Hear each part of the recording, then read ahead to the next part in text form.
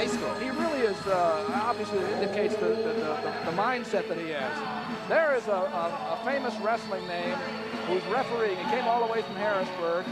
Hall of Famer, Wade Schallis.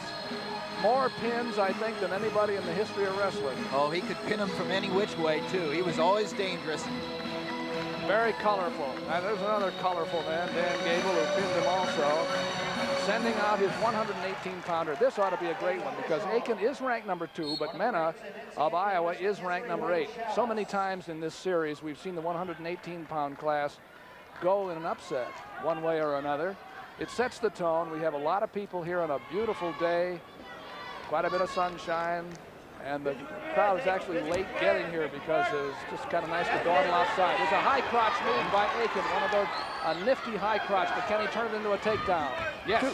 2-0 Akin. Well, what I saw right there was a very focused wrestler that knew what he wanted to do right off the top, and that was to take the action to Mena. And sometimes Mena, he's more of a defensive wrestler on his feet. That's something they'd like him to improve on. But right here, this is the finish to that, where he gets him down all the way to his all fours there. But Akin did a nice job there on that single leg. Akin ahead 2-0. In first period, 3 minutes long. They all just started on their feet in the first period. Second period is 2 minutes long, and the third period 2 minutes long, as we know.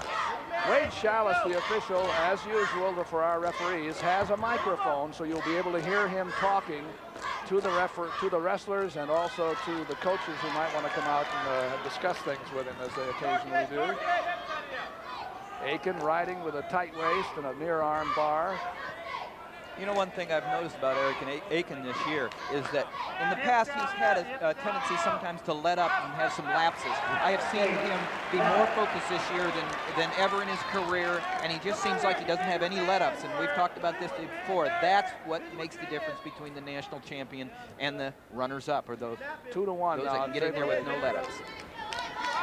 Here we are in the first period with about a half of time gone, a minute and a half. Akin leads Mena 2-1 after a nice high crotch takedown early in the period.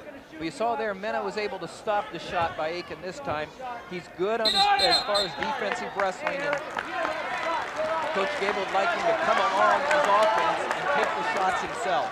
There's Bobby Douglas in the foreground who brought this Iowa State team down to Iowa City. Actually, it's the first time since he's been coaching Iowa State that his team has come here. Teams stopped the home and home series a couple of years ago. Last year the meet was at Iowa State. Mike Mena, four-time high school champion from Illinois, and a very fine wrestler. Akin tried to get in on the leg, and there you saw him going for the high crotch again, but Mena this time was looking for it. I got it. It'll be interesting to see how Schallis calls this as the referee here. Means that there's been about 6 shots of Akin's to none for Mena.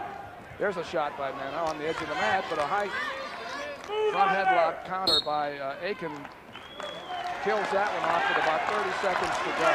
You know, from a standpoint of strategy right there, it would probably serve the Iowa wrestler good if he was called for stalling here, because he's a good wrestler, and he needs to just get on the offense there. He's got good shots, and so far Akin's been taking the shots to Mena. We have 20 seconds to go in the first period. Eric Akin of Iowa State in the red leads Mike Mena of Iowa 2-1.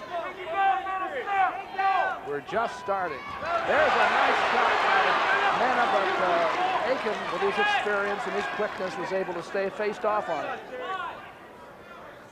That was the first real shot that Mena had. That was off the defense. End of the first period, 2-1 Akin. The coaches are up on their feet. There's Dan Gable at the edge of the mat, exhorting his wrestler to go. You'll be on top second period. Look at those titles this time. What a success. Where's Ryan time? That's Bobby Douglas of Iowa State. You wrestle here. You're talking about Eric Akin, what he's done to get himself ready to go the extra mile. 44 seconds. Remember when Troop said, "You got me going." Looks good. That's right. You got me going. He says, "You're gonna beat people from now on really bad. No more 5-4." Akin started on top. Mena had underneath. Turns in on Akin, trying to get a reversal. And he has it. Big move by Mena. Well, that's a real important right there for Mena because he needed to explode out of there to have any chance in this match, and that's what's going to win it for him if he does. Right here, it will be interesting to see if the weight has any effect on Akin. Well, it would be interesting. Now, what that does is get the crowd into it for the first time. A nice little switch there, gets into a single leg and gets around for the two-point reversal. And you can almost call locking hands right there. It was close, but you give reaction time. Actually, you know, Mena has quite a ways to come down to 118 too. He's a big 118-pounder. And Akin is out. That ties it 3-3. We're in the second period, a 2-minute period. We've used up 30 seconds, and we're even at 3. The only takedown was Akin's. Again, he tried that high cross lead, couldn't get it.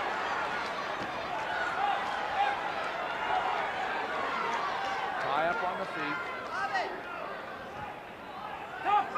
Now you just feel the momentum changing here a little bit. Mena's creating some action. He's starting to move the head a little bit and get into the ties. And he's looking for a whip over right here. But right now he's got the crowd behind him, and he's got Akin stopper down to play big. Well, Akin was able to go straight under with that first high crotch takedown. But he hasn't been able to get around the corner, and Mena's been stopping that straight shot. There he went around the corner a little bit. It's the other way. You see him finish this. And that was well done by Akin to take down 5-3. And that's where Akin has improved. He's improved technically in the last couple of years to where he's not just using brute force, he has really improved on his technique. The escape makes it 5-3. Actually, he gave Mena a new look on that single leg to the opposite side. Here, to the little outside single right there, comes up with it. Now as he finishes, he sticks in for the trip behind the back leg, and then he covers the hips and gets him down to the mat for 3 points. What an important match, 118 pounds with 25 seconds to go in the first period. The man in red of Iowa State, Akin, who came down to 118 where he'll be in the Nationals. Everything goes right. Leads 5-4 over Mike Mena, an outstanding number 8 ranked wrestler for the Hawkeyes. That was a big takedown for Akin, but I believe he's going to have to score a few more points to win this match. 5-4. Okay, top one neutral, sir. Now Akin will go under. Iowa State selection wants the down position, third period down. 5-4. We'll see what Mena does. All right, here we go, We're Iowa just State. going to let Akin up. The riding time is 48 seconds for Akin. He does not have a point. Remember, at the end of the match, if one wrestler has a minute more on top in the riding position than his opponent, he gets an extra point tacked on to his score. And Akin is 12 seconds from that. 6-4. Mena wants to go on his feet. He hasn't been able to take Akin down, but he's counting on it. 6-4.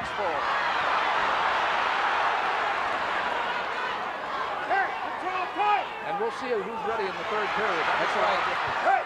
Because a takedown will determine the winner here right now. It's not going to stay 6-4. A minute and 38 to go as they come back to the center again. It's the huge opening match with the smallest of the wrestlers at 118 pounds. And there's an opening against Akin. Iowa State, you got a warning. Stepping back. Yeah, he stepped back one time in this whole match, and he gets called for stalling. It seems like the referee was considering the time in the match, you know what I'm saying? In the third period. Akin will have to make a move here, otherwise I'm sure it's going to happen again. I was going to say right now, Iowa's got the advantage. All Mena has to do is make Akin look bad. He's going to get him called for stalling. This is the mindset of the referee.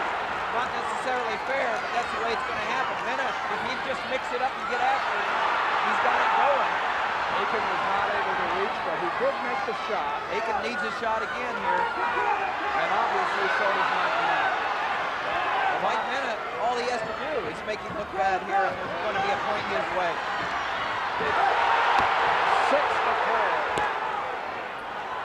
In favor of the man in red, Akin with 30 seconds to go. Now you can count down to the lower right-hand corner of your screen.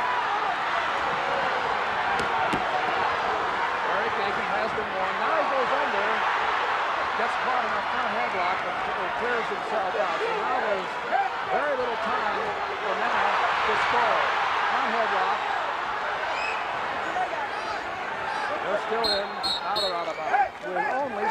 seconds to go, and Mena's going to have to come up with a lightning bolt. Well, Coach Gable was wanting Mena to get after him, but really had a minute to do that, and he just wasn't able to take advantage of the situation. Now, Akin could even be Warren could even get a stalling point. He did not get it. He wins 6-4. He beat him on his feet. Okay. Shake hands, please. 6-4. 3-point decision. 6-4 in favor of Akin. And Iowa State goes up 3-0 with a win of 118 pounds. So the move, at least for Iowa State's sake, did some good. Guy in the white t-shirt. Eric wins at 100.